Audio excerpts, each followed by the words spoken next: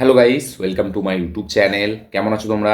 এখন আমরা কথা বলবো হচ্ছে নেটফ্লিক্সে রিলিজ হওয়া নতুন জাপানিজ ফিল্ম, যেটা নাম হচ্ছে বুলেট ট্রেন এক্সপ্লোশন, যেটা 23 এপ্রিল নেটফ্লিক্সে রিলিজ হয়। তো এই ফিল্মটা ফাইনালি আমি এখন কমপ্লিট করলাম। কেমন লাগলো আমার বুলেট ট্রেন এক্সপ্লোশন ফিল্মটা, সেটা নিয়েই কথা বলবো। চলো ভিডিওটা শুরু করা যাক। তো কেমন হলো বুলেট ট্রেন এক্সপ্লোশন? এটা একটা জাপানিজ ফিল্ম এবং এই ফিল্মটা 1975 সালে রিলিজ হওয়া একটি ফিল্ম, যেটার নাম হচ্ছে বুলেট ট্রেন। ঠিক আছে, সেই ফিল্মটার অফিসিয়াল সিকুয়াল এই ফিল্মটা। তো 75-এ রিলিজ হয়েছিল এর ফার্স্ট পার্টটা, যেটার নাম ছিল দ্য বুলেট ট্রেন।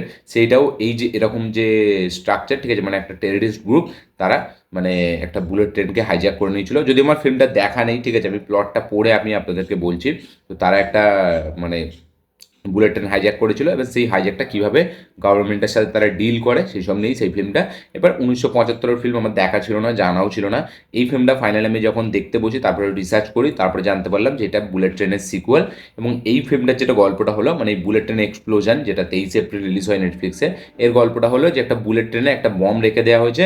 এবার সেই বুলেট ট্রেনটার স্পিড 110-এর নিচে আসলেই সেই ট্রেনটা ফেটে যাবে এবং সেই ট্রেনে যারা আছে তারা সবাই মারা যাবে। এবার ফাইনালি এই বমটা কে রাখলো, এবং এই যে মানে বমটা লাগিয়েছে তাদের ডিমান্ড কি, তারা কি কোনো টেররিস্ট গ্রুপ, নাকি এটা কোনো সিঙ্গেল কোনো পার্সনের মানে করা কোনো কাজ, নাকি এটা এর মধ্যে অন্য কিছু ব্যাপার আছে, নাকি সরকারের কেউ এর মধ্যে আছে, নাকি আরও অনেক নানা রকম কিছু বিষয় আছে, সেই সব জানতে গেলে আপনাদের এই ফিল্মটা দেখতে হবে। তো খুবই সিম্পল একটা গল্প, যে একটা ট্রেনে একটা বম রেখে দেওয়া হয়েছে, স্পিড কমলেই মানে ট্রেনটা ফেটে যাবে। তো এরকম জানা গল্প না এটা, মানে প্রচুর জানাই গল্প, মানে এমন নয় যে অজানা। এবং এরকম টেমপ্লেটের সাথে আসা ফিল্ম, এরকম স্ট্রাকচারের সাথে আসা ফিল্ম আমরা প্রচুর দেখেছি। হলিউডেই বিশাল পপুলার একটা ফিল্ম আছে স্পিড বলে, যেখানে একটা বাসকে করে নেওয়া হয়, বাসে বম লাগিয়ে দেওয়া হয়, সেই তার স্পিড 80-র নিচে আসলে বমটা ফেটে যাবে। স্পিড 2 আমরা দেখেছি। বা আরও অনেক আমাদের লিয়াম নেসানেরই কিছুদিন আগে একটি ফিল্ম এসেছিল, যাতে সে তার ছেলে মেয়েকে নিয়ে এক জায়গায় যাবে, ঠিক আছে, তার গাড়ির মধ্যে বম রেখে দেওয়া হবে, সেই স্পিডটা কমলেই সেই বমটা ফেটে যাবে। তো এরকম এই যে স্টাইলটা, ঠিক আছে, মানে যে স্পিড কমলেই বম ফেটে যাবে, একজন কেউ বম রেখে দিয়েছে, তারপরে সেটা খোঁজা হবে সেটা কে, এবং তারপর আমরা দেখতে পাবো যে সেটা নিজেদের মধ্যেই কেউ জানা কেউই করেছে। তো সেই রকমই একটা স্ট্রাকচার এখানেও ফলো করছে বুলেট ট্রেন এক্সপ্লোশন। এবার এইখানে যে আমরা জিনিসটা দেখতে পাচ্ছি, লাস্টে টুইস্ট আছে ফিল্মটার মধ্যে, সেই টুইস্টটা আমরা দেখতে পাচ্ছি যে কেন এটা করেছে একজন, ঠিক আছে, এবং কী কারণে করলো, এবং তার সাথে গভর্নমেন্টের কী কানেকশন, বা তার সাথে তার কোনো পার্সোনাল লাইফে কী কী প্রবলেম, সেই সব অনেক কিছু অ্যাড করা হয়েছে। এবার এইখানে এই ফিল্মটা যদি আমি এক লাইনে রিভিউ করি, আমার কাছে এই ফিল্মটা কিন্তু খুবই একটা অ্যাভারেজ, খুবই একটা ওয়ান টাইম ওয়াচ ফিল্ম আমার মনে হয়েছে। তার কারণ হচ্ছে এই ফিল্মটা স্ক্রিন প্লে একটা এরকম, মানে একটা কি কাইন্ড অফ একটা হোস্টেজ থ্রিলার ফিল্ম, ঠিক আছে, মানে এটা তো যে যে এটা তো একটা বেসিক্যালি অ্যাকশন থ্রিলার ফিল্ম, ঠিক আছে, crime action thriller film. But এইখানে যে থ্রিলটা আমাদের পাওয়া দরকার, আমাদের যে থ্রিলটা দেবে, সেইটা কিন্তু কোথাও এই থ্রিলটা আমাদের এই ফিল্মটা দিতে পারছে না। এর স্ক্রিন প্লে ফার্স্টে যেরকম একটা বিল্ড আপ হয়, যে একটা ট্রেনে সবাই উঠছে, সবাই এক জায়গায় যাবে, তারপরে আস্তে আস্তে আমরা জানতে পারছি এই ঘটছে। বাট সেই যে জিনিসটা ঘটছে, তারপরে যে টেনশনটা আমরা ফিল করব, সেই টেনশনটা এই ফিল্মটার কোথাও গিয়ে through out the screen play পুরো ফিল্মটা জুড়ে কোথাও সেই টেনশনটা আপনাদেরকে ফিল করাবে না। মানে একদম ক্লাইম্যাক্সের কিছু পোর্শন আছে যেখানে একটু টেনশন ফিল করাবে, বাকি এখানে কোনো টেনশন আমরা ফিল করতে পারি না। স্ক্রিন প্লেটা প্রচুর স্লো পেজ মনে হয়, ঠিক আছে, মানে এমন নয় যে একটা জিনিস হচ্ছে সেটা একটা টেনশন, সেটার জন্য একটা পেরেশানি, এরকম মানে কোনো ব্যাপার এখানে হতে থাকে না, বা কোনো এঙ্গেজিং মুভমেন্টস বা এজ অফ দ্য সিট যে ব্যাপারটা আমরা বলি, ঠিক আছে, যেরকম যে যে মানে যে জিনিসটা এই সব ফিল্মের জন্য বেশি দরকার, একটা এজ অফ দ্য সিট ব্যাপার, একটা এঙ্গেজিং, টাইট এঙ্গেজিং একটা স্ক্রিন প্লে, সেরকম কিন্তু এই ফিল্মটাতে কোথাও নেই।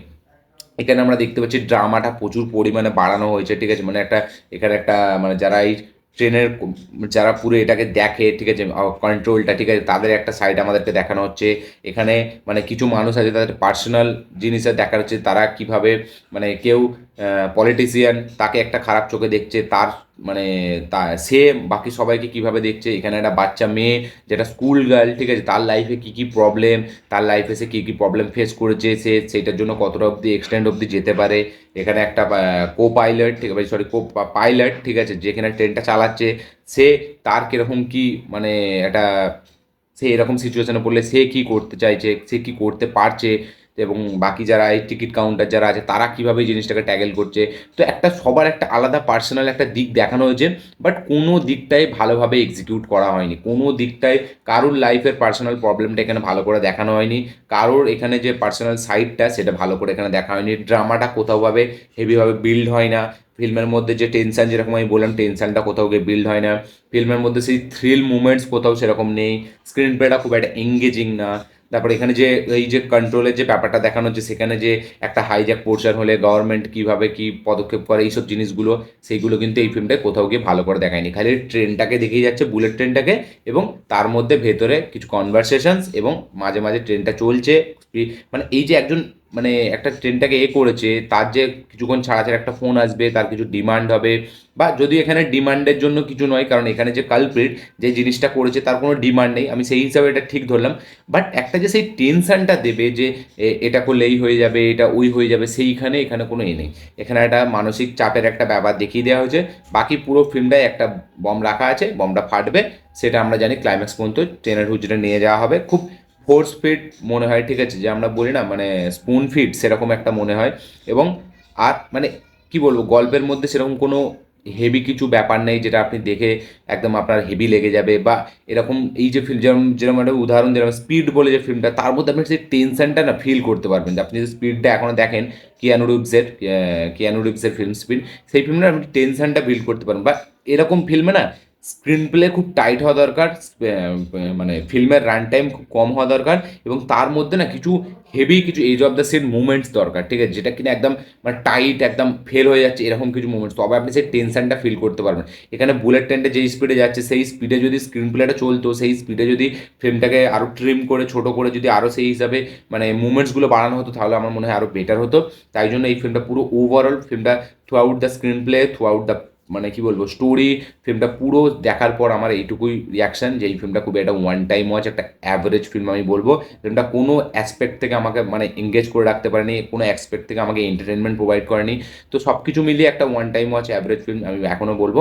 আপনাদের কি বক্তব্য, কি রিয়াকশন, কি মতামত এই ফিল্মটা নিয়ে অবশ্যই কমেন্টে লিখে জানাবেন। বুলেট ট্রেন এক্সপ্লোশন ফিল্মটা কারা কারা দেখেছেন অলরেডি, তারা অবশ্যই কমেন্ট করবেন। কারা কারা এখন দেখেনি, দেখবেন ভাবছেন, তারাও অবশ্যই কমেন্ট করবেন, এবং দেখে আপনাদের অবশ্যই মতামত শেয়ার করবেন। যারা অলরেডি দেখে নিয়েছেন তারাও আপনাদের মতামত শেয়ার করুন।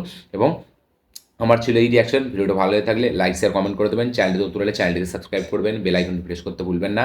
দেখা হচ্ছে পরের ভিডিওতে, ততক্ষণের জন্য বাই।